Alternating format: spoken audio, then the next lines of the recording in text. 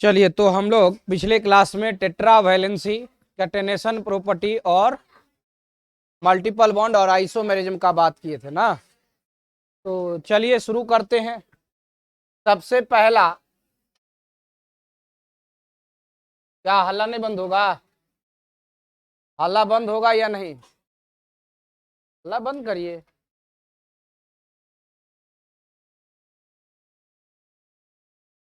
Tetra valency, tetra valency देखो है, tetra valency चतुष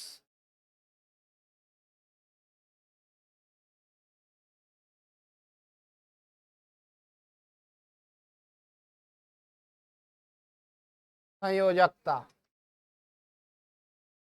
देखो, कार्बन के पास ये टेंडेंसी होता है कि वह 4 बॉन्ड बना सके, है ना। कार्बन के पास ऐसा टेंडेंसी होता है जिससे कि वह 4 बॉन्ड बना लेता है। तो ये कैसे होता है?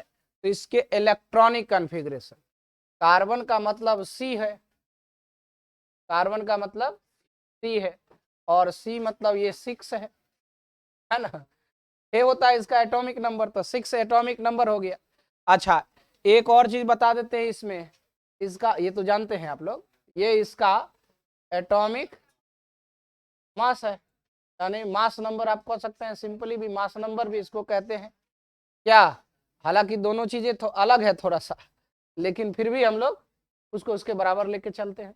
तो आइए, क्या हम चाहते हैं, इसके आइसोटॉप्स को अगर देखें, थोड़ी सी इसकी पहचान बताते हैं। आइसोटॉप्स, इसको बोलते हैं समस्थानिक, समस्थानिक, ठीक है। आइसोटॉप्स समस्थानिक, तो समस्थानिक में क्या होता है, हाँ, सेम एटॉमिक नंबर आ जाएगा, यानी ये C6 और ये C6 तो आएगा ही, और 12 हो जाएगा इसका एटॉमिक मास नंबर, है ना।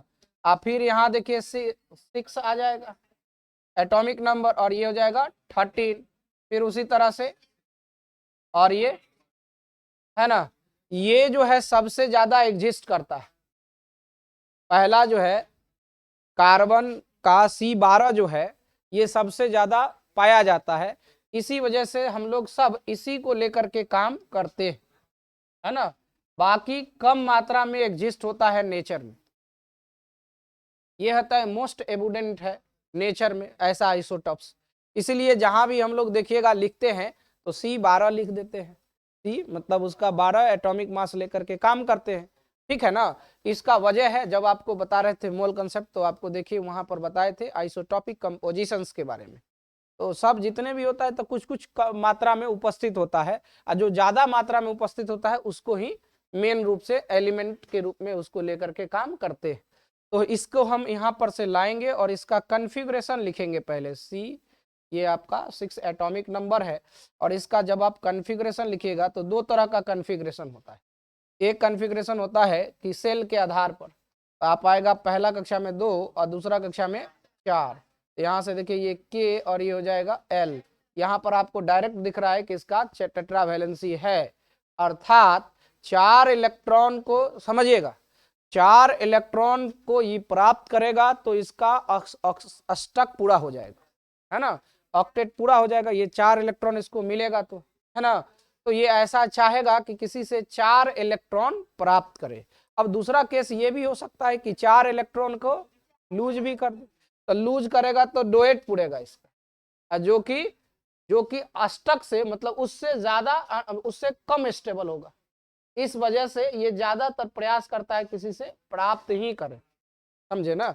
डोएट पूरा हो रहा है, देखिए यहाँ पर क्या होगा, अगर इसको लूज कर देगा तो ये तो डोएट हो जाएगा, तो इस वजह से वो चाहेगा कि हम किसी से प्राप्त ही करें, नहीं समझे। जैसे 4 लाख में घर बनने वाला है, ठीक है, तो कोई 4 लाख त्याग नहीं करना चाहेगा, वो चाहेगा कि भाई हमको कहीं से कोई 4 लाख दे देना तो हम अपना घर बना लेंगे, मतलब ये अपनी थिंकिंग होता है। तो वैसा ही, ऐसा ये एक्सपेरिमेंटल है, यहाँ तो कोई थिंकिंग काम नहीं करता है ना।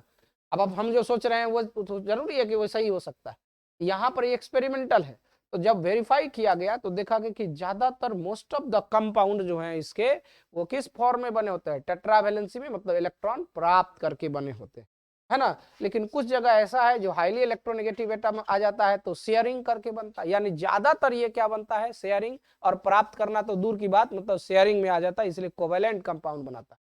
आइए समझते हैं। देखिए ये कॉन्फ़िगरेशन तो ऐसा हुआ है, एक्चुअली में इसका जो कॉन्फ़िगरेशन, जो इलेक्ट्रॉनिक कॉन्फ़िगरेशन हम लोग लिखते हैं वो इस प्रकार से लिखते हैं, ये C6 है और इसका ग्राउंड स्टेट में GS इसको बोलते हैं, ग्राउंड स्टेट लिखे तो मतलब GS इसको पहले स्टेप में हम लोग ये काम करते हैं। तो हमारा कॉन्फ़िगरेशन होता है 1s2 2s2 2p2। 6 कैसे, 6 लगाओगे तो कितना हो जाएगा, है ना। अब ना 6 पूरा पूरा 6 तो है ही, पूरा टोटल 6 है, एक कक्षा में 6 रख दीजिएगा फिर तो गड़बड़ा ही जाएगा। तो देखिए अभी आपके पास इस तरह का कॉन्फ़िगरेशन है, इसका ऑर्बिटल डायग्राम आप बनाएंगे, ऑर्बिटल डायग्राम। देखिए इसका ऑर्बिटल डायग्राम बनाएंगे तो क्या आएगा, ये आ जाएगा GS, ये तो ग्राउंड स्टेट है ही, GS, ये हो जाएगा 1s2, ये हो जाएगा 2s2, ये हो जाएगा 2p2। ठीक है, तो इसमें देखिए हम क्या करना चाहते हैं, यहाँ s के लिए एक ऑर्बिटल होता है, ये हो गया, इस s के लिए भी एक ऑर्बिटल होगा, लेकिन इस p के लिए कितना ऑर्बिटल, 3 ऑर्बिटल होता है s। ठीक है, और अगर आप यहाँ पर ग्राउंड स्टेट में देखेंगे तो इस कक्षा में 2 इलेक्ट्रॉन है, एक क्लॉकवाइज और दूसरा उसी तरह इसमें भी, और यहाँ तो 2 इलेक्ट्रॉन ही है। देखिए अब नंबर ऑफ अनपेयर्ड इलेक्ट्रॉन अगर देखें आप, number of unpaired electron, unpaired electron, तो आपको कितने मिलेंगे, 2 मिल जाएंगे। और जैसे ही 2 अनपेयर्ड, इसको अयुग्मित इलेक्ट्रॉन बोलते हैं,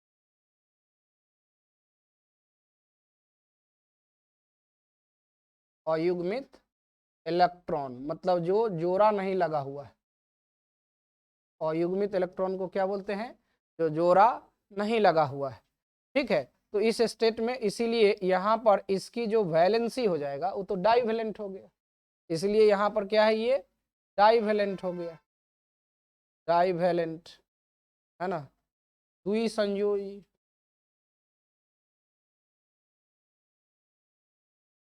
ठीक है, यानी यहाँ पर आपका तो 2 ही संयोजकता शो कर रहा है, तो 2 संयोजकता वाला तो कंपाउंड हम इसका कार्बन का देखे नहीं, आप देखे क्या, नहीं देखे, तो क्या वजह होगा कि ये टेट्रावैलेंसी जाएगा, तो इसका वजह होगा कि सेम एनर्जी वाला जो नजदीक वाला ऑर्बिटल है वो एक्साइटेशन होगा, हाइब्रिडाइज्ड होगा, है ना, और एक्साइट हो करके इसका जो इलेक्ट्रॉन है बाहरी कक्षा वाला वो चला जाएगा इसमें, और तब वो एक्साइटेशन का जो प्रोसेस होता है उसको पालन करेगा, और तब आप देखिएगा वहां पर टेट्रावैलेंसी हो, यानी वो ग्राउंड स्टेट में नहीं, किस में, एक्साइटेड स्टेट में। बनाइए, लिखिए पहले।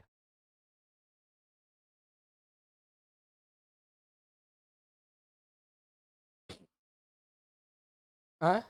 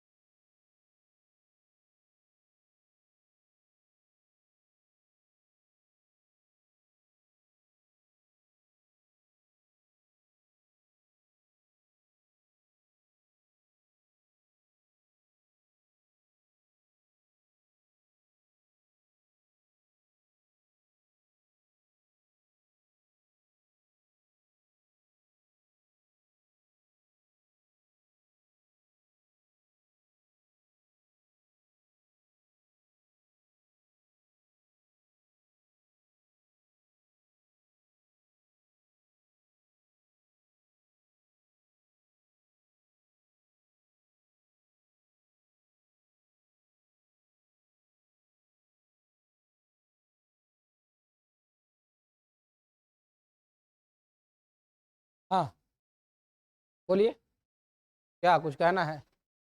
हो गया है? नहीं हुआ है? आधा करा हो रहा है सर, आधा नहीं हो रहा है, अब बीच में तो हम फसल रहेंगे।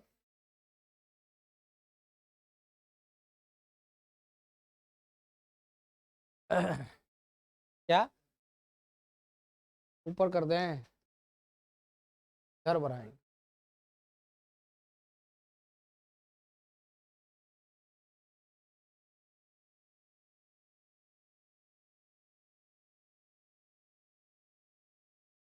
देखिए अगला स्टेप में यहां पर देखो क्या होगा। ये जो है एक्साइटेड स्टेट में जाएगा, तो उसको ईएस लिखते हैं, उत्तेजित अवस्था, है ना। इलेक्ट्रॉन जंप करके अगले ऑर्बिटल में चला जाएगा। तो अगले ऑर्बिटल में तभी जाएगा जब इसको कुछ एनर्जी मिलेगा। विदाउट एनर्जी के कैसे जाएगा, है ना। तो उस एनर्जी जो है वो कहां से प्राप्त होगा? तो देखिए बॉन्ड फॉर्मेशन जो होता है ना, वह कैसा प्रोसेस होता है, एक्सोथर्मिक कि इंडोथर्मिक? हाँ, बॉन्ड का निर्माण। तो देखो इस दो के कारण दो बॉन्ड तो बनेगा ना, अरे बोलिए, नहीं बनेगा? अरे अनपेयर्ड इलेक्ट्रॉन अभी दो दिख रहा है ना, कम से कम दो तो बनेगा ना। तो एनर्जी रिलीज होगा या एब्जॉर्ब होगा? एनर्जी एब्जॉर्ब होगा। बॉन्ड फॉर्मेशन एक्सोथर्मिक होता है। बॉन्ड फॉर्मेशन क्या होता है? एक्सोथर्मिक होता है। तो एक्सोथर्मिक में क्या होगा, एनर्जी रिलीज होगा। और रिलीज होगा तो जो एनर्जी रिलीज होगा ये इसको मिलेगा, और इसको मिलेगा तो एक्साइटेड करके इसको भेज देगा। यही बात ध्यान रखना होता है। जब आपको पढ़ा रहे थे एक्सोथर्मिक इंडोथर्मिक, तो वहां पर बताएं ये बॉन्ड फॉर्मेशन एक्सोथर्मिक होता है, एनर्जी रिलीज होता है। तो देखो अब ये क्या करेगा, यहां से एक्साइटेड होकर के जैसे ही यहाँ दो बॉन्ड बनते, कहीं से बाहर से एनर्जी देने की आवश्यकता नहीं है। क्यों? क्योंकि ऑलरेडी उसमें से दो एनर्जी रिलीज हो रहा है, और वो energy come amount of energy इसको आवश्यक होगा यहाँ से एक्साइट करने के लिए। तो यहाँ से ऐसे आकर के इसमें एक्साइटेड हो जाएगा। तब एक्साइटेड स्टेट में यानी ईएस में इसको लिखते हैं, ईएस लिखे, एक्साइटेड स्टेट, उत्तेजित अवस्था। इस फॉर्म में अगर आप देखेंगे तो आपका कॉन्फ़िगरेशन ये जो है वैसा ही रहेगा, इसमें कोई चेंजिंग नहीं है। पहला वाले में कोई चेंजिंग नहीं, जैसा है वैसा ही रह जाएगा। क्लियर है? दूसरा ये हो गया 1s2 वाले, ये हो गया क्या, 2s1 हो जाएगा। 2s क्या होगा, 1, क्योंकि ये एक्साइटेड होकर के चला गया है किस में, p में चला गया। देखो ये s है। अब ये हाफ फिडेड एटॉमिक ऑर्बिटल में आ गया, नहीं देखिए ये हो जाएगा 2p3 हो गया। क्लियर? कैसे? तो एक इलेक्ट्रॉन यहाँ, एक यहाँ, एक यहाँ, ऐसे आ गया। तो अब यहां पर आप देखेंगे तो number of unpaired electron, number of unpaired electron कितना हो गया, 4 हो गया। नंबर ऑफ अनपेयर्ड इलेक्ट्रॉन 4 हो गया, यानी अयुग्मित इलेक्ट्रॉनों की संख्या, अयुग्मित इलेक्ट्रॉन की संख्या कितना हो गया, 4 हो गया। ठीक है, तो इसीलिए कोवैलेंसी यहां कितना हो गया, इसका कोवैलेंसी इसका 4 हो गया। सहसंयोजकता जो हो गया,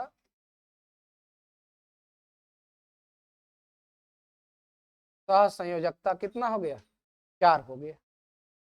बात समझ गए ना? अब ये जो कॉन्फ़िगरेशन है, आप इस कॉन्फ़िगरेशन को यहाँ देखें ना, पूरा कॉन्फ़िगरेशन हम लोगों ने, तो ये इलेक्ट्रॉन एक्साइटेड होकर के देखिए एस में हाफ फिडेड और एटॉमिक ऑर्बिटल का कंसेप्ट को अगर लागू करिए तो देख रहे हैं ना कि इसमें कितना आ रहा है 1, इसमें कितना हो जाएगा 3। पी में कितना भराता है मैक्सिमम 6, तो उसका आधा हो गया। एस में मैक्सिमम कितना भराता है, तो ये कंसेप्ट को क्लियर कर लिया, इसीलिए टेट्रा वैलेंसी शो करता है ना। यहाँ पर अच्छा ये बात आता है कि मन में विचार होगा कि ये एक्साइटेशन हुआ तो इसका जो एनर्जी इलेक्ट्रॉन है यहाँ जाएगा तो उसको एनर्जी एब्जॉर्ब चाहिए, ये कहाँ से प्राप्त होगा, तो ये बॉन्ड फॉर्मेशन जो बनता है ना उसमें एनर्जी रिलीज होता है, और वही एनर्जी इसको मिलता है तो एक्साइटेड स्टेट में उसको भेज देता है। बॉन्ड फॉर्मेशन कैसा होता है, एक्सोथर्मिक, और बॉन्ड का विखंडन ये होता है इंडोथर्मिक। अगर बॉन्ड को तोड़ना होता है तो इंडोथर्मिक होता है। वहां पर एनर्जी अवश्य। अब देखो ना, इसको मान लो इसको तोड़ेंगे तो हम एनर्जी लगाएंगे तब ना टूटेगा, ठीक है ना। तो लिखिए अभी पॉइंट को।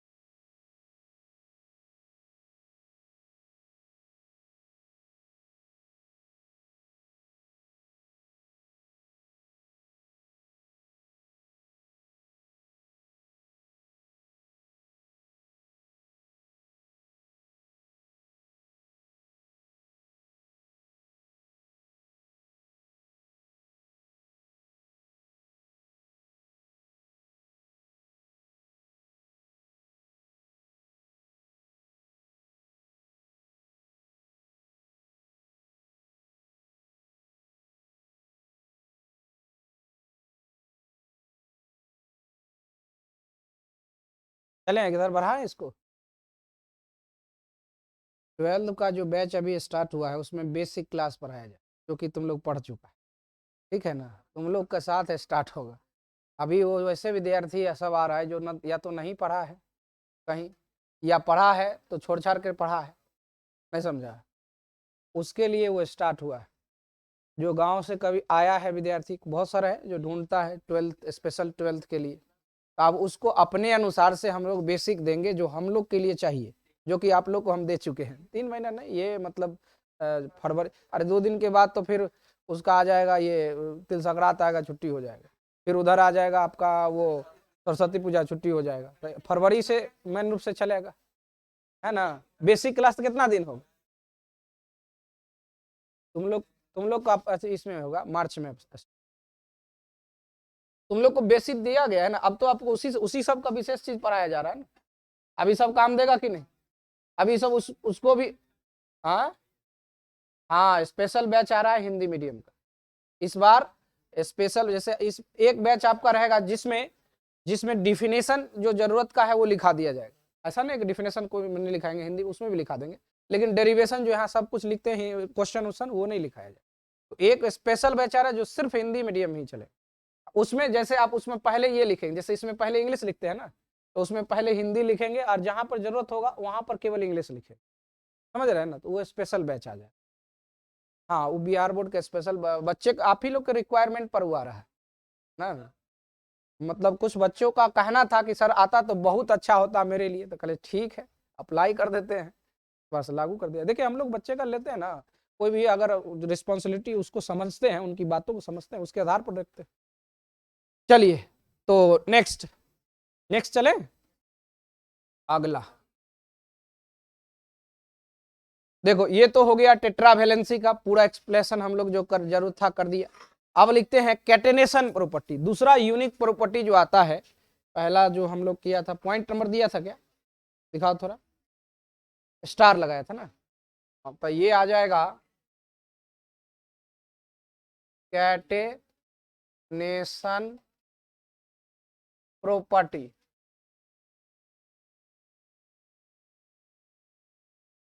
कैटेनेशन प्रॉपर्टी, अच्छा कोई बात नहीं है, जब स्टार भी दे करके चला सकते। क्या सब तो ऊपर नंबर दिया हुआ है ना। इसको बोलते हैं श्रृंखलन गुण।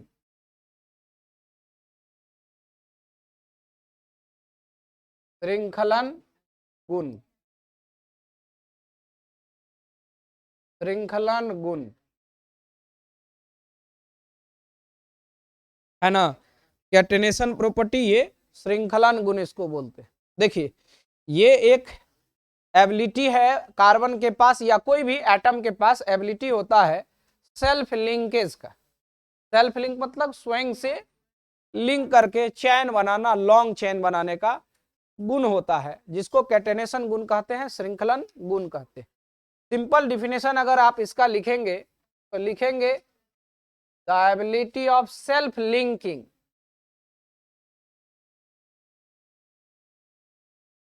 द एबिलिटी ऑफ सेल्फ, क्या हुआ, काहे ला ऐसे कर रहा है, एबिलिटी ऑफ सेल्फ लिंकिंग। फिर पीछे आ जाएंगे तो बस, the ability of self linking of element is called catenation. Catenation properties of that element.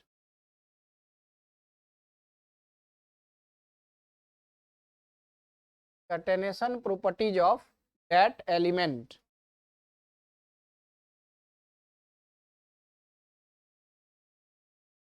किसी तत्व की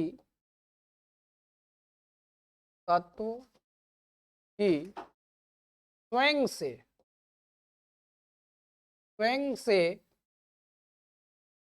जुड़ने की स्वयं से जुड़ने की क्षमता को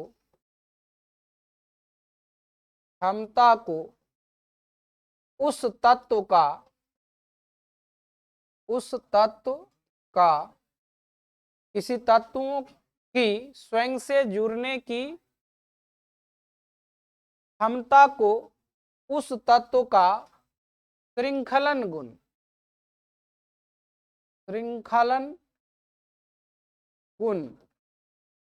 कहा जाता है।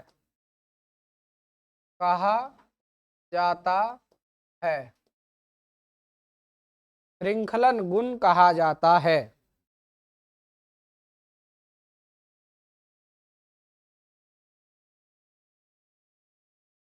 श्रृंखलन गुण कहा जाता है।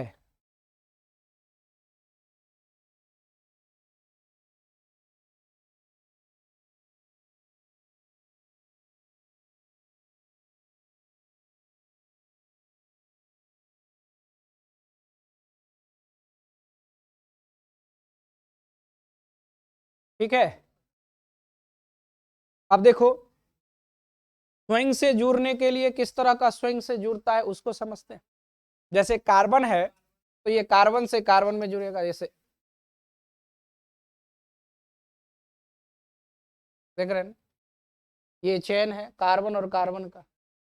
ठीक है, इसके अलावा और भी अगर देखिएगा तो सिलिकॉन में भी ऐसा गुण होता है।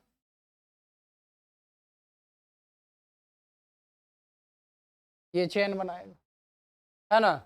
ये गुण सल्फर में भी होता है, सेल्फ जुड़ने का गुण सल्फर में भी होता है।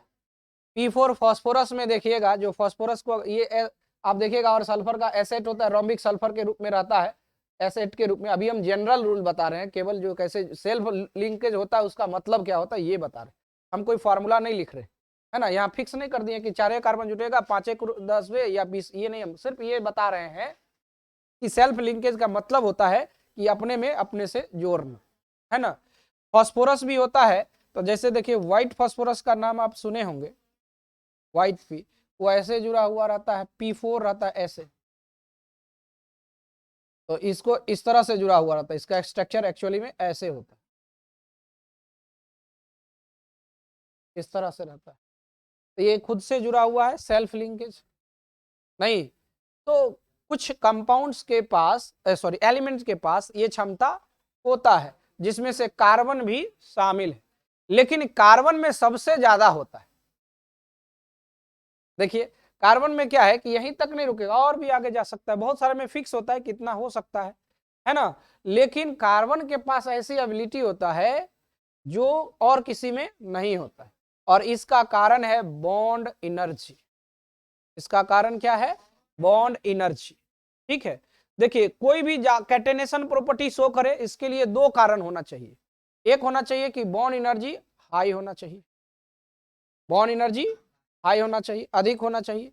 दूसरा दूसरा ये होना चाहिए कि उसकी वैलेंसी एक से अधिक होनी चाहिए, है ना। वैलेंसी क्या होना चाहिए? एक से अधिक होना चाहिए। तो एक से अधिक तो है ही, सबका है, इसका भी है, इसका भी है, इसका भी है ना। और एक और कंडीशन होना चाहिए कि साइज छोटा होना चाहिए, साइज छोटा होना चाहिए। तो साइज छोटा अगर लागू करेंगे तो इस समय कहिएगा तो पीछे और चला जाएगा, तो नहीं, उस ग्रुप में कहेंगे तो और भी ऐसा एलिमेंट है जिसका साइज छोटा होता है। बात समझ रहे हैं ना। तो मेन कंडीशन जो हम लोग का यहाँ पर आता है, मल्टीपल बॉन्ड में फिर उसका काम कर लेंगे।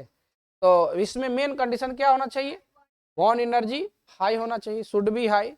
और दूसरा होना चाहिए कि valency should be more than 1, एक से अधिक होना चाहिए। ठीक है, तो इसको लिखिए।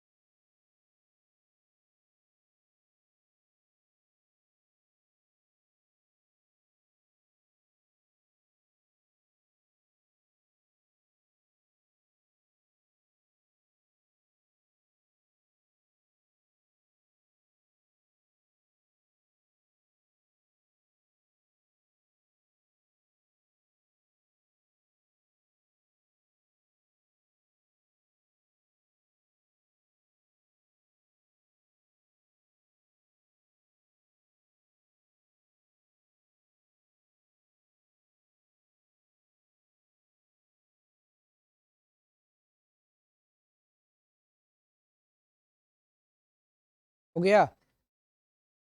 चलिए कंडीशन लिख लेते हैं।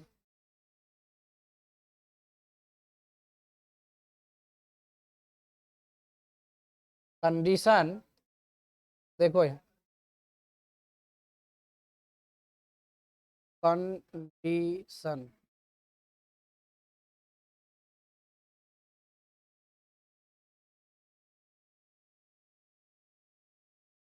Condition for catenation.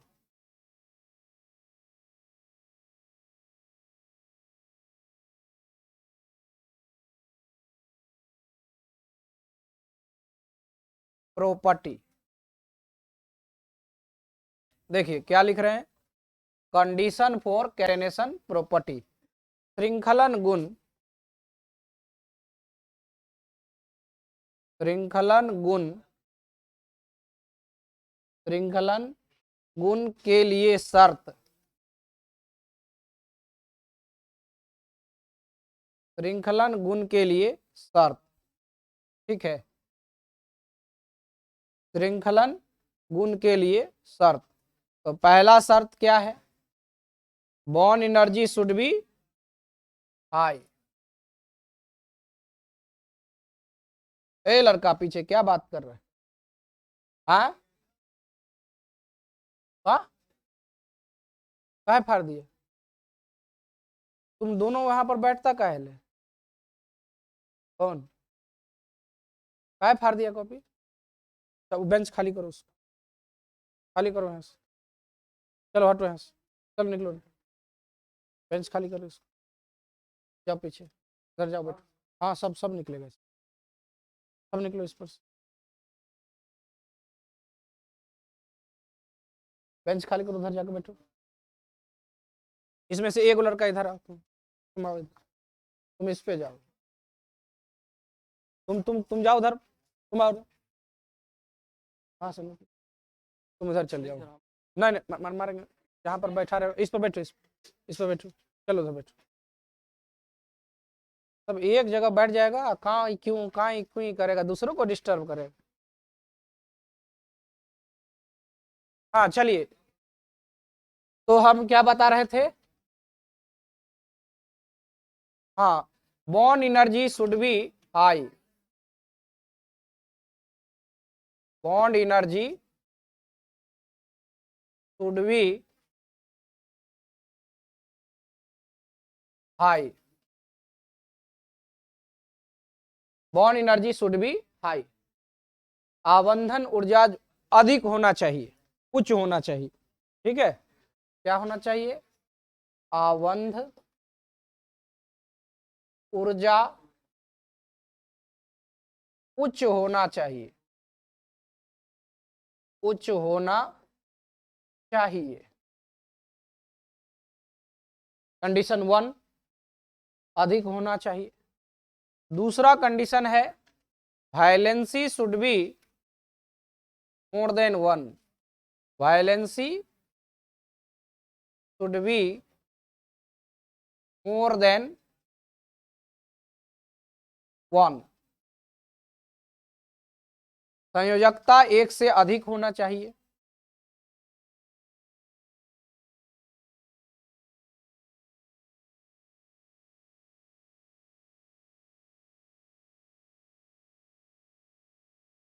संयोजकता 1 से अधिक होना चाहिए।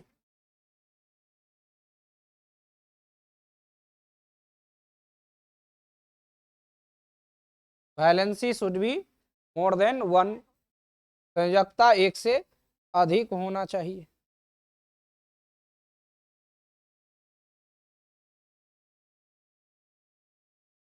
ठीक है, और ये दोनों गुण परफेक्टली लागू हो जाता है कार्बन के लिए। कार्बन का कार्बन का जो बॉन्ड एनर्जी होता है, ये कार्बन और कार्बन का जो बॉन्ड एनर्जी होता है, बॉन्ड एनर्जी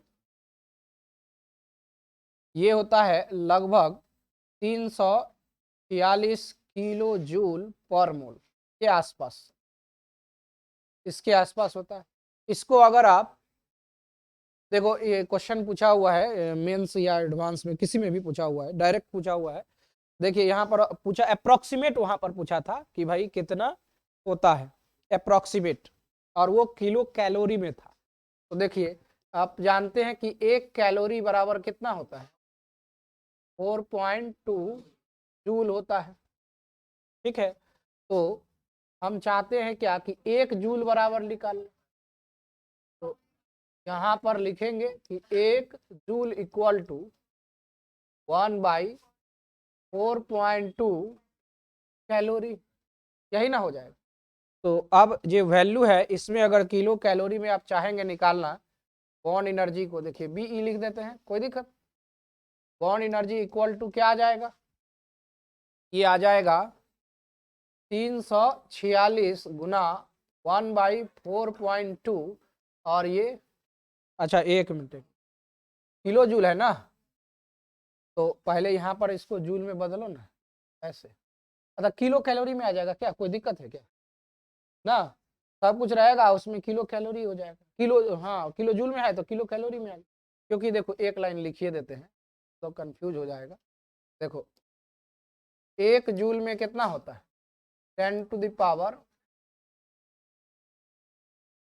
1 किलो जूल में 10 टू द पावर 3 जूल होता है। तो मारेंगे ना 4 किलो लिख रहे हैं तो, हाँ तो कैलोरी में। अब ना, अरे रुको ना यार, क्या तुम एकदम भाग रहा है। क्या लिखे कि 1 कैलोरी, अगर 1 किलो जूल लिखे तो जूल में ये कितना आ गया? आ गया ना। तो अब इसी को अगर हम ये जूल के जगह पे ये वैल्यू नहीं लिख सकते, तो ये 10 टू द पावर 3 तो रहेगा है, यहाँ पर कितना हो जाएगा? 1/4.2, ये क्या हो जाएगा? कैलोरी। बोलो अब बोलो। तो हम तो स्टेप बाय ना सिखाना है, हम डायरेक्ट खुद फान करेंगे तब तो बच्चा हमारा इतना बैठा हुआ है, ऐसा मुंह देखते रह जाएगा।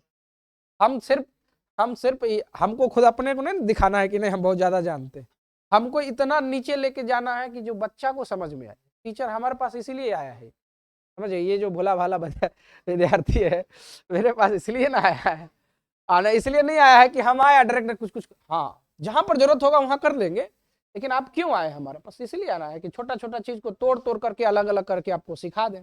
चलिए, अरे तो वैल्यू तो लिखा हुआ है, किताब उताब में सब जगह लिखा हुआ है, थोड़ी नहीं लिखा हुआ है, सब लिखा हुआ है। हाँ तो आप क्या करना है, हाँ इसको यहाँ पर आप इस वैल्यू इसके जगह पर पुट कर ले। अब देखिए नाउ, नाउ आपके पास क्या आ जाएगा, bond energy equal to BE equal to, ये हो जाएगा 346, है ना, आ किलो जूल है उसके जगह 10⁻³ आ गुना इसके जगह पर 1/4.2 आ ये हो जाएगा कैलोरी। आ चूंकि देखिए पर मोल में यहाँ पर सब लिखे हैं तो ये भी वैल्यू किस में आ जाएगा, तो इसको इधर ले आते हैं, हाँ इसको क्या लिखेंगे, पर मोल में लिख देंगे। क्लियर हो गया। अब देखो, अब ये इसको किलो में ही रहने देते हैं, इसको यहाँ पर सॉल्व कर लेते हैं। तो देखिए 346 बटा में, है ना, 4.2 आइए हो जाएगा, इसको 10⁻³ को हम किलो कैलोरी लिख देते हैं, कोई दिक्कत, आइए हो गया पर। अब क्या आएगा वैल्यू, भाग कर देंगे, 8 से कटने वाला है 82 कुछ समथिंग आएगा, 80 के पास देख लो एक बार, तो करो।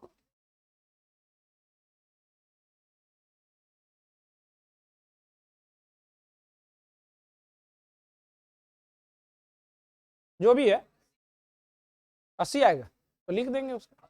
चलिए सॉल्व कर, पहले लिखिए इसको, पहले जो आ रहा है वैल्यू लिखिए, ये लिखिए पहले जो आपने ये लिखा है उसको, जो हमने लिखा है उसको लिखिए। तो देखिए ये ऑब्जेक्टिव का, देखो ऑब्जेक्टिव एक समुद्र होता है, कहीं से भी आ सकता है ना, तो आप कॉन्सेप्ट अगर क्लियर रहेगा तो आप उससे रिलेटेड चीज आप वहां पर अप्रोक्सीमेट, वहां 100 किलो जूल दिया, 100 कैलोरी दिया हुआ था उसमें, देखिए क्वेश्चन में, तो देखो कहीं पर 48 भी लिखा रहेगा, 348 भी लिखा हुआ मिलेगा, तो हम लोग अप्रोक्सीमेट वैल्यू लिखते हैं। तो अप्रोक्सीमेट मतलब उसके नजदीक का, जिसको लगभग कहते हैं ना।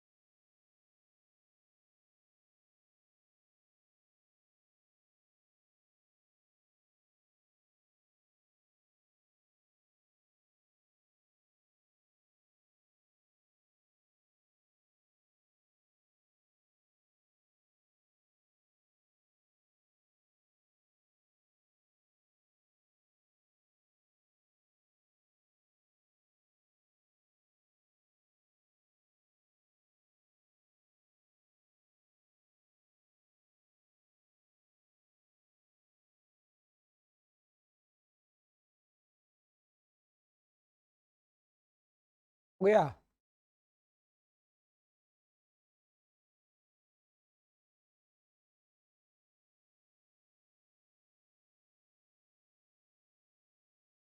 देखिए इस कैटेनेशन का गुण भी कार्बन में बहुत ज्यादा हो गया, और इस वजह से कार्बन का जो दिखेगा लॉन्ग चेन, और यही प्रॉपर्टी है जिसके वजह से कार्बन सिर्फ लार्ज ही नहीं ह्यूज नंबर ऑफ कंपाउंड बना। कैटेनेशन एक अकेला गुण है जो लिंकेज बना देता है। अब इसके वजह से देखिए कार्बन का आप इस तरह का देखे होंगे,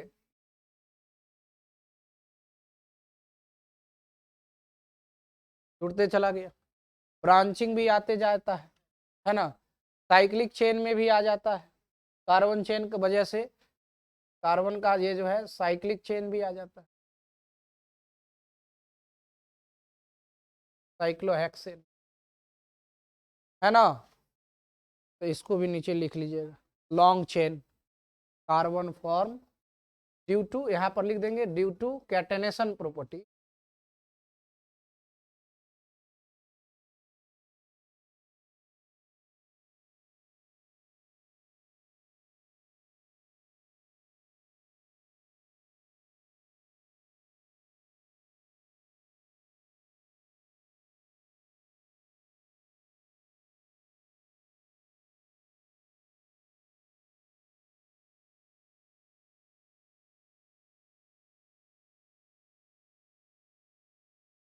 due to catenation property carbon form long chain.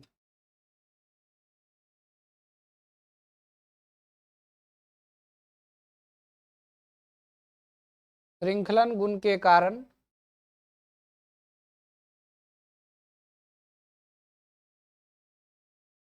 श्रृंखलन गुण के कारण कार्बन श्रृंखलन गुण के कारण कार्बन लंबी श्रृंखला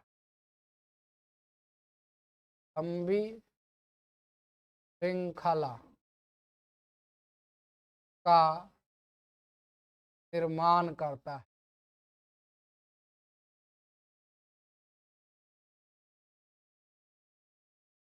ठीक है, ये तो है ही, इसके अलावा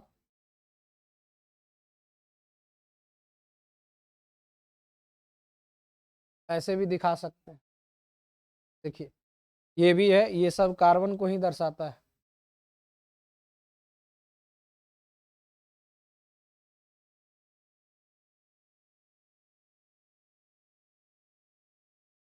देखिए इसी का ये बॉन्ड लाइन फॉर्मूला है। कितने कार्बन का है? 1 2 3 4 5 6 7 का। देखो यहाँ 1 2 3 4 5 6 7, ये बॉन्ड लाइन फार्मूला है। इसको बॉन्ड लाइन फार्मूला कहते हैं। आगे हम लोग करेंगे काम, अभी तो इंट्रोडक्शन है।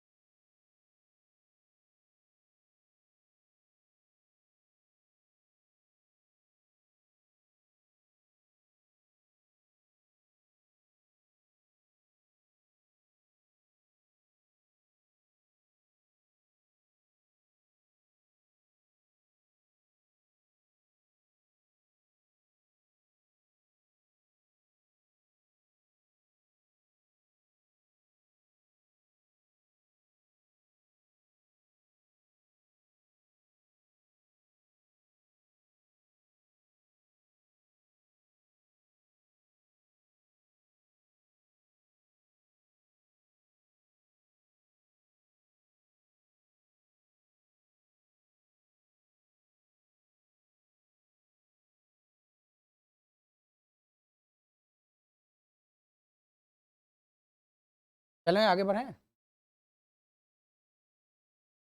ये हो गया श्रृंखलन गुण के लिए, कारण समझ गए सब बात। अब अगला क्या होगा? Multiple bond. चारों गुण आएगा पूरी तरह से तब ना। अभी तो इसके बजाय आ गया कि भाई देखिए ये बॉन्ड एनर्जी ज्यादा होता है इसका। दूसरी बात कि भाई ये मल्टीपल बॉन्ड, ये एक से अधिक बॉन्ड भी बना सकता है। और तीसरा इसमें और मल्टीपल बॉन्ड, ये एक से अधिक बॉन्ड बना ही सकता है, साथ ही डबल बॉन्ड भी रख सकता है, ट्रिपल बॉन्ड भी रख सकता है। ठीक है, तो जो भी जरूरत का है वो सब इसके पास मौजूद होता है, जिसके वजह से ये यूनिक प्रॉपर्टी हो जाता है इसका कार्बन का। तो हेडिंग लिखिए multiple bond.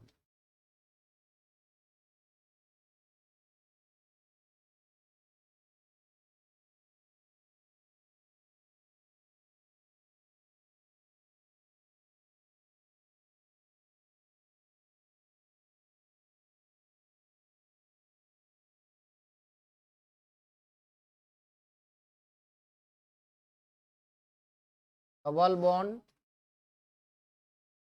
And triple bond. इसको आगे बढ़ा ले।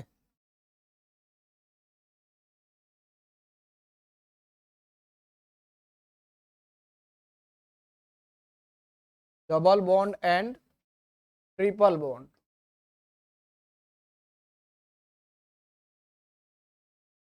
Triple bond, double bond and triple bond. देखिए ये हो गया द्वि आवंध, आवंध एवं त्रिआवंध, त्रिआवंध।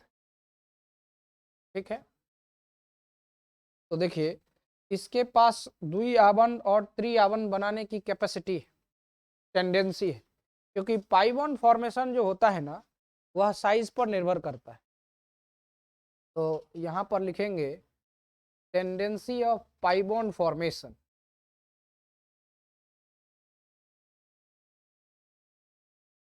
Tendency of pi bond formation,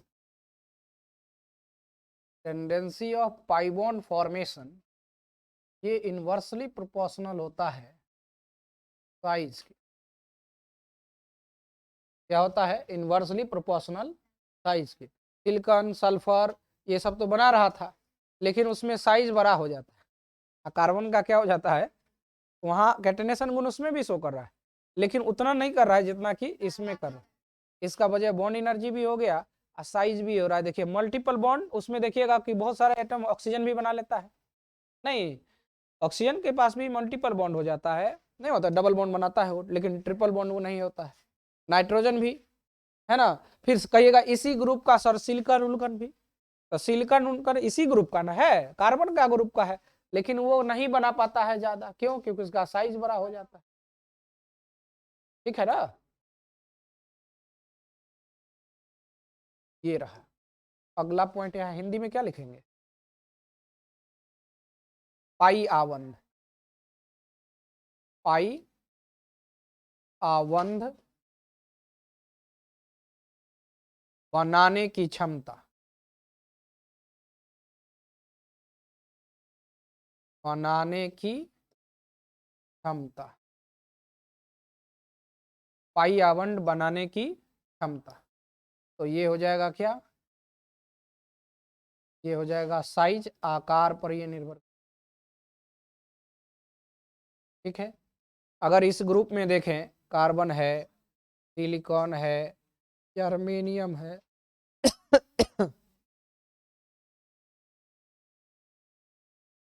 SN है, पीबी है।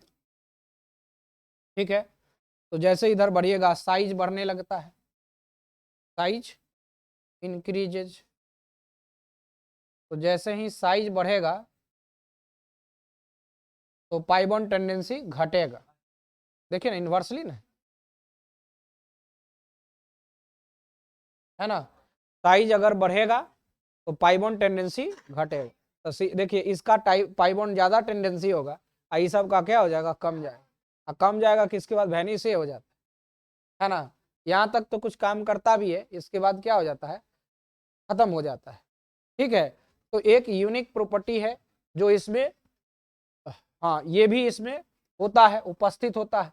आप देखते हैं कार्बन जो है सिंगल बॉन्ड तो बनाता ही है, सिंगल बॉन्ड ये तो है ही, इसके अलावा डबल बॉन्ड बनाता है और ट्रिपल बॉन्ड भी बनाता है इस तरह। ठीक है, तो पाई बॉन्ड इसी को बोलते हैं पाई बॉन्ड टेंडेंसी के वजह से। तो देखो यहाँ एक और बात इंफॉर्मेशन बता देते हैं, आगे भी काम देगा।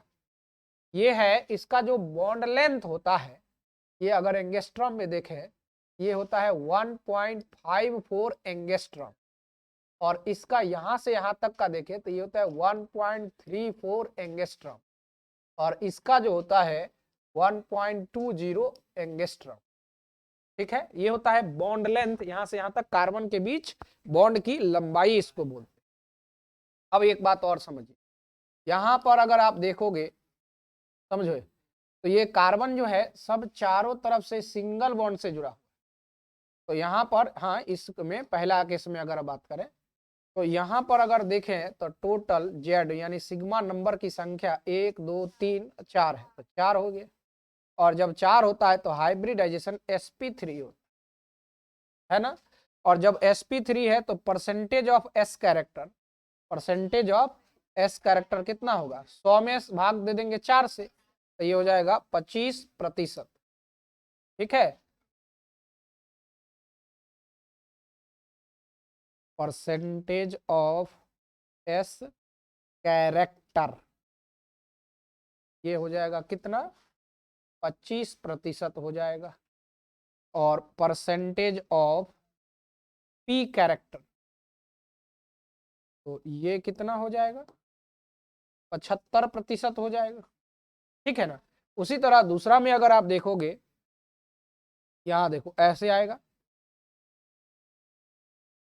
अगर हाइड्रोजन रहे तो हाइड्रोजन से भी लिख सकते हैं, कोई दूसरा है ना, आप ऐसा देख सकते हैं। पहले हाइड्रोजन ही का ले लेते हैं, क्या जो साधारण है सब लोग जानते हैं इसको। यहाँ हाइड्रोजन कोवेलेंट बॉन्ड बनाया हुआ है, तो देखो इसमें यहाँ सिग्मा बॉन्ड कितना हो जाएगा, 3 होगा सिग्मा, एक तो पाई होता है, एक सिग्मा हो, तो ये 3 हो गया, तो हाइब्रिडेशन इसमें क्या हो जाएगा, sp2। तो उसी तरह से percentage of s character percentage of p character बना सकते हैं ना। तो इसको पहले नोट करिए, फिर आगे का पॉइंट करना है। चलो देखिए इसको,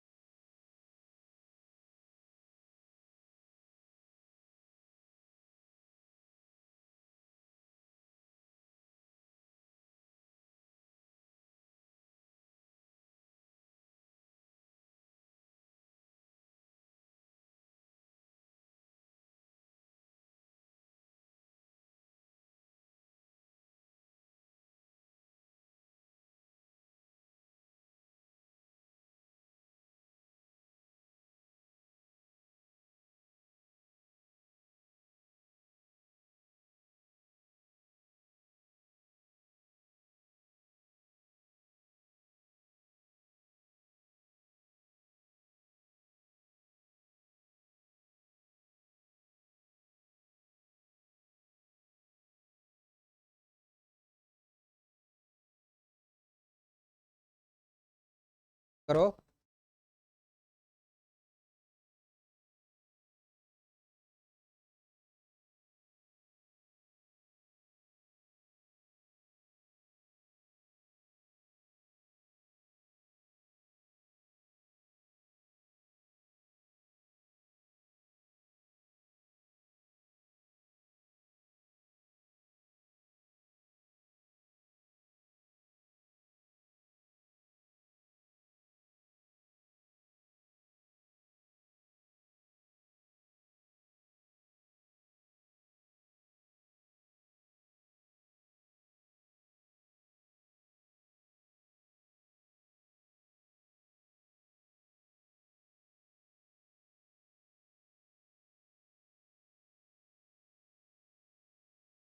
हाँ सिग्मा रहेगा ना, सिंगल बॉन्ड है तो सब जगह सब क्या होगा, सिग्मा होगा, सिग्मा है, सिग्मा है और डबल बॉन्ड जहां पर है तो एक सिग्मा एक पाई है। ठीक है ना, इसको इधर इंक्रीज करें इधर बढ़ाएं, हाँ इसको हटा रहे हैं केवल, ये तो रहेगा ही। देखिए इसमें एस कैरेक्टर देखना हो। हाँ, किधर का छूट गया?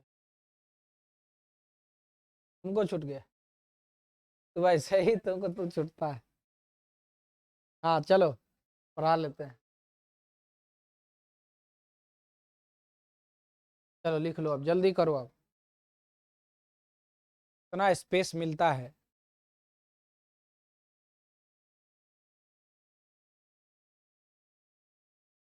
हम्म।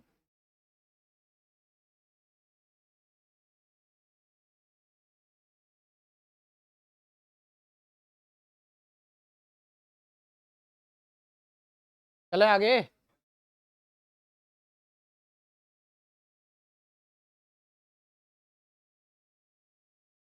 देखो, इसमें परसेंटेज लिखने के लिए बोले थे, लिखा नहीं तुम लोग? क्या लिखा? हाँ हाँ, ये हो गया परसेंटेज ऑफ कैरेक्टर।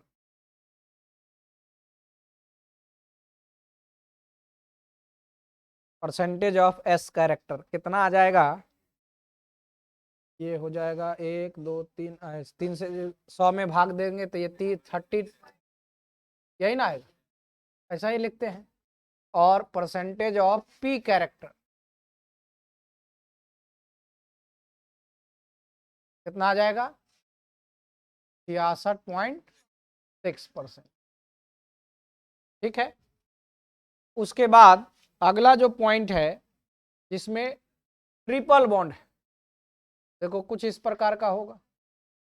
अगर ये एसिटिलीन हो तो, है ना? अब इसमें क्या देखना है?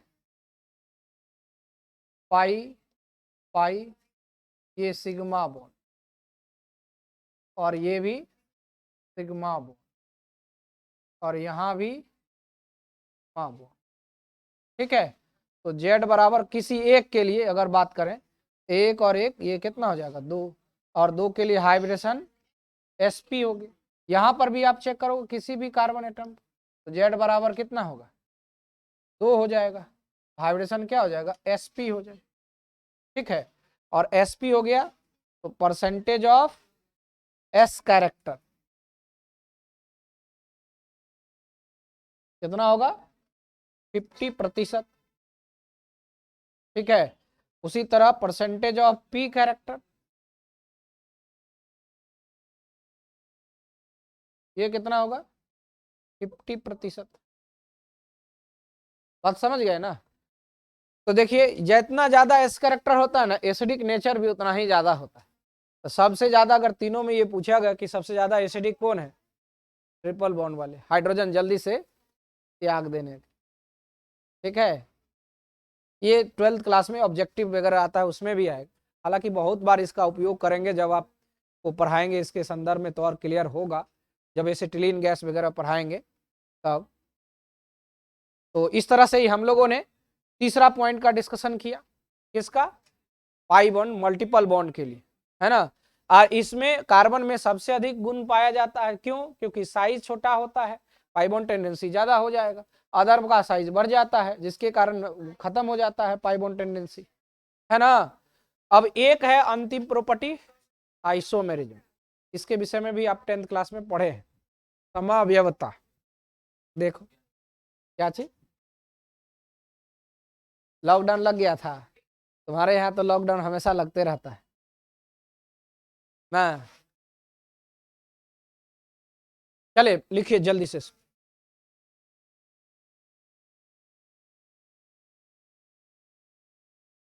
हेडिंग लिखना है आइसोमेरिज्म, प्रॉपर्टीज ऑफ आइसोमेरिज्म।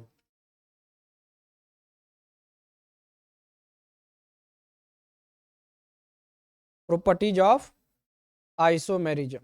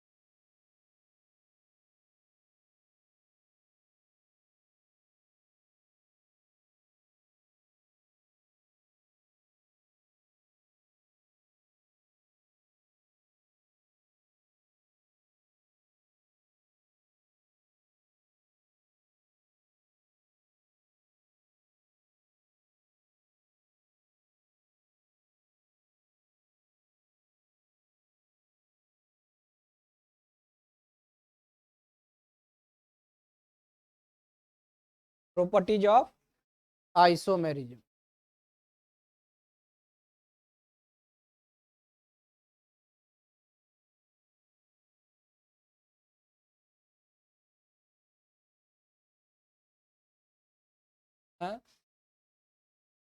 हाँ चलो नेक्स्ट, प्रॉपर्टीज ऑफ आइसोमेरिज्म।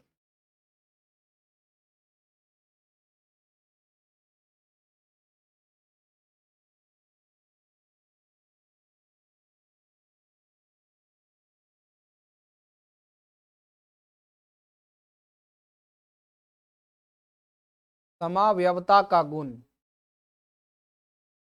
समावयवता का गुण, समावयवता का गुण, प्रॉपर्टीज ऑफ आइसोमेरिज्म, समावयवता का गुण।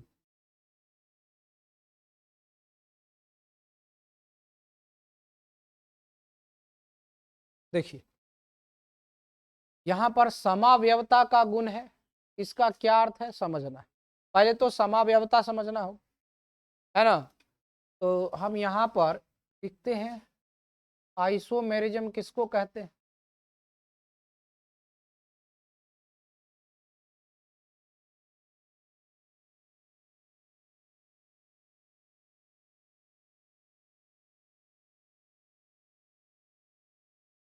आइसोमेरिज्म किसको कहते हैं।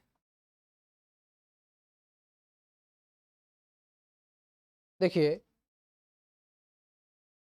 वैसा कंपाउंड कह सकते हैं, वैसा यौगिक जिसका अणुसूत्र समान होता है परंतु भौतिक एवं रासायनिक गुण भिन्न भिन्न होता है, और ये संरचना की वजह से होता है, विटल अरेंजमेंट की वजह से होता है, कई कारण होता है। तो सिंपल जो आप जानकारी है आपको वही बात हम यहाँ पर लिख रहे हैं। क्या those compounds which having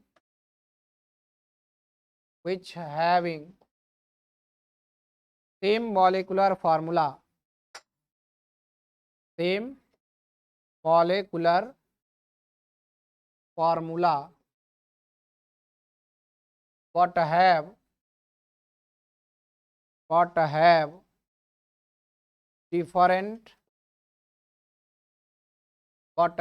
different physical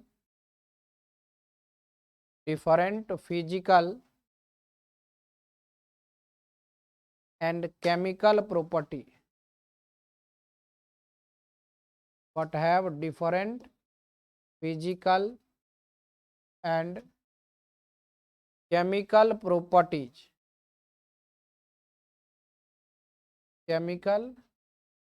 properties, are called isomers,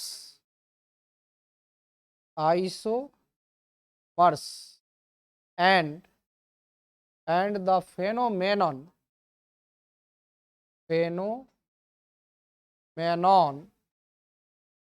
is called isomerism, and the phenomenon is called isomerism।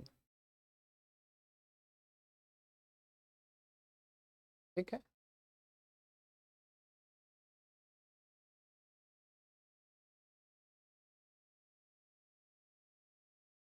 ठीक है। इसको हिंदी में डिफाइन करेंगे, वैसा यौगिक, वैसा यौगिक जिसका अणुसूत्र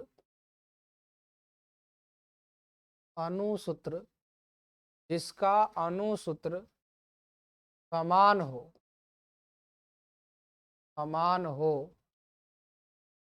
परंतु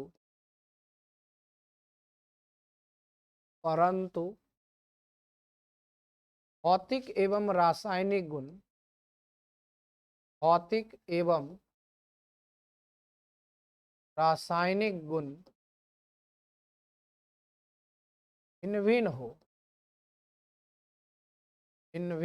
हो समावयव कहलाता है। समावयव कहलाता है।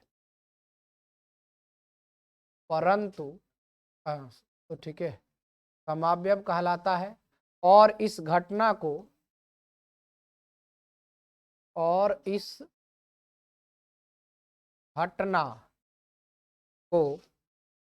समावयवता कहते हैं।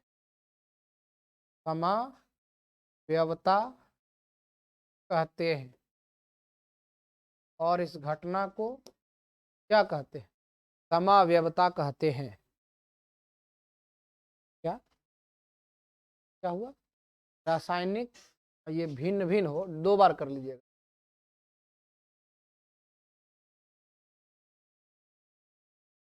भिन्न भिन्न भिन्न हो और इस घटना को समावयवता कहते हैं। ये जो पूरा घटना घटित होगा उसको, पूरा प्रोसेस को कह सकते हैं आइसोमेरिज्म कहेंगे, और उसका जो अवयव बनेगा उसको आइसोमर्स का। अब जैसे हम एक एग्जाम्पल आपको बताते हैं, एग्जाम्पल से ज्यादा क्लियर होगा।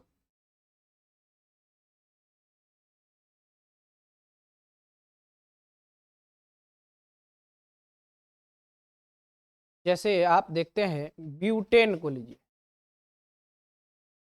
ब्यूटेन, ब्यूटेन मतलब कितना कार्बन? 4 कार्बन। ब्यूट मतलब 4 है ना, केमिस्ट्री में ब्यूट अगर है इसका मतलब 4 कार्बन को ब्यूट बोलते हैं। 2 कार्बन को ईथ, 2 कार्बन को ईथ बोलते, 1 कार्बन को मेथ बोलते है ना, 3 कार्बन को प्रोप बोलते हैं, 4 को ब्यूट बोलते हैं, 5 को, 6 को, 7 को, 8 को, 9 को, 10 को डेक बोलते हैं। मतलब 10 तक गिनती है ना, केमिस्ट्री का गिनती है ना। तो हम उसी में से एक है, अभी हम उस सब के बारे में नोमेनक्लेचर शुरू करेंगे तो लिखाएंगे। तो अभी आपको हम 4 कार्बन वाला लिए हैं और 4 कार्बन को ब्यूट बोलते हैं। तो ब्यूट बोले तो चूंकि सिंगल बॉन्ड वाला है तो इसको ब्यूटेन लिखते हैं, ब्यूटेन इसको बोलते हैं, है ना। ब्यूटेन है तो कार्बन देखो इसमें कितना है? 4 है। तो देखो हम 4 कार्बन को ऐसे लिख देंगे, एक तो ऐसा हो सकता है ना। तो इस पर हाइड्रोजन जो अपेक्षाकृत जितना जरूरत है भेजेंगे। एक कार्बन कितना बॉन्ड बनाता है? 4 बॉन्ड बना, और ब्यूटेन है मतलब सब में सिंगल बॉन्ड होगा। क्या होगा? सिंगल बॉन्ड होगा। तो इसका मतलब सब में ये सिंगल बॉन्ड। तो देखिए यहाँ पर एक बना हुआ था तो 3 चलेगा, 3 जरूरत है ना, तो 3 ये हाइड्रोजन से इस तरह से बॉन्ड बना लिया। ठीक है, फिर उसी तरह से यहाँ पर कितना बनेगा? 2, क्योंकि 2 पहले से इसका बना हुआ। यहाँ पर भी वैसा ही होगा, यहाँ 3 आ गए, हो गया ना। अब देखो यहाँ इसका फॉर्मूला लिखते, मॉलिक्यूलर फॉर्मूला क्या आएगा? C4 और H। ठीक है, अब एक और कंपाउंड इसी का लिख रहे हैं, देखिए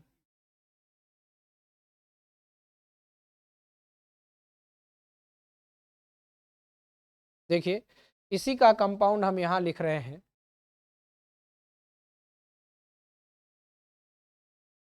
देखिए ये C3 कार्बन को आप इस तरह से चैन में लिखे और एक कार्बन को ब्रांच कर देते। देखो यहाँ पर ब्रांच, अब यहाँ ब्रांच करेंगे तो फायदा नहीं होगा। कैसे नहीं होगा? देखो कहेगा सर हम यहाँ पर लगा देते यहाँ, तो देखो इसको तोड़ के हम सीधा कर देते, फिर से वही हो जाएगा। तो इसीलिए उसमें हम नहीं कर सकते। फिर कोई लड़का कहेगा सर यहाँ कर देते, वो भी नहीं होगा, उसको भी फिर सीधा कर। यहाँ पर आप कैसे करिएगा तो 2 ही रहेगा। बात समझ रहे ना। तो ऐसा पॉसिबल करना है, स्ट्रक्चर बनाना है जो कि है उससे डिफरेंट हो जाए, तब ना होगा नया आइसो आपके पास स्ट्रक्चर बना है। तो ये बात को ख्याल रखना। अब यहाँ पर भी आपके इसके अनुसार से हाइड्रोजन डाल दीजिए। तो यहाँ 3 को पहले से 3 मुहानी है बना हुआ है, तो एक हाइड्रोजन ही आएगा यहाँ। हो गया ना। अब ये हाइड्रोजन एक्स्ट्रा इस पर आकर के, मतलब एक हाइड्रोजन इसको मिल गया। अब जो बचा हाइड्रोजन वो चला जाएगा, यहाँ 3 आएगा, क्यों? क्योंकि यहाँ एक ही बना हुआ था, यहाँ भी 3 आएगा, यहाँ भी। देखिए अब इसका मॉलिक्यूलर फार्मूला फिर से हम चाहते हैं लिखना, तो देखो C 1 2 3 4 तो C4 हो गया, और H देखो 3 3 6 3 9 1। देखिए दोनों का मॉलिक्यूलर फार्मूला सेम है, लेकिन दोनों का स्ट्रक्चर डिफरेंट है, और स्ट्रक्चर डिफरेंट होने से इसका जो फिजिकल प्रॉपर्टी है और केमिकल प्रॉपर्टी डिफरेंट हो जाती है। अब कहेगा सर एक आध को एग्जाम्पल दे दीजिए, तो देखिए बॉइलिंग पॉइंट का अगर आप देखेंगे ना, इस दोनों का बॉइलिंग पॉइंट, एक फिजिकल प्रॉपर्टी एक बॉइलिंग पॉइंट का हम खाली यहाँ पर जिक्र कर रहे हैं, इसका डिटेल हाइड्रोकार्बन में पढ़ाएंगे, ठीक है। अभी देखिए क्या, और एक रिएक्शन का भी कर देते हैं जो सिंपल रिएक्शन होगा, जो आसान होगा, है ना। तो देखिए हम क्या चाहते हैं, देखो बॉइलिंग पॉइंट जो होता है ना, ये फिजिकल प्रॉपर्टी है, और कोई रिएक्शन करेगा तो वो केमिकल प्रॉपर्टी हो जाएगा।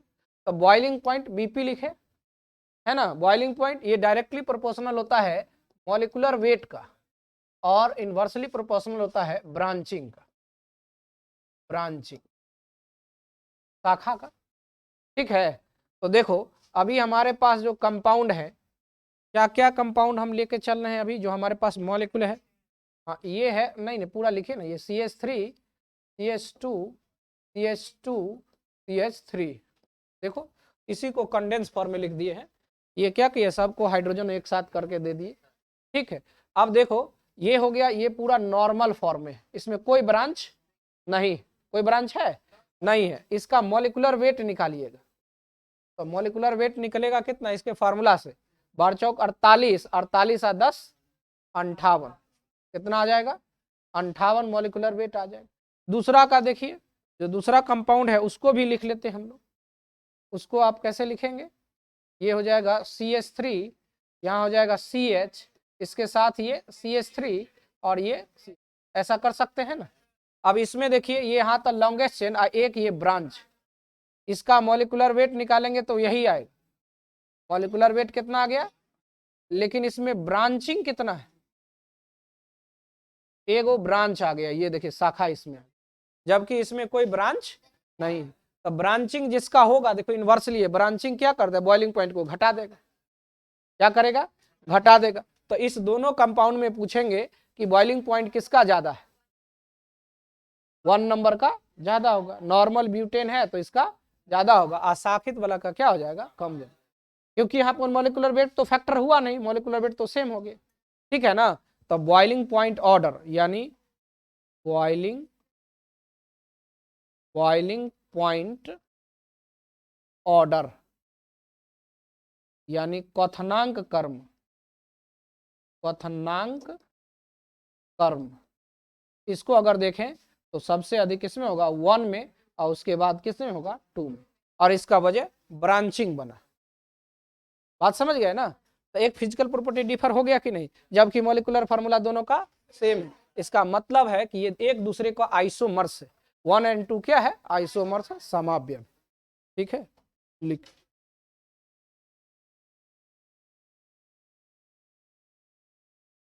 तो रहने देते हैं आज इतना ही।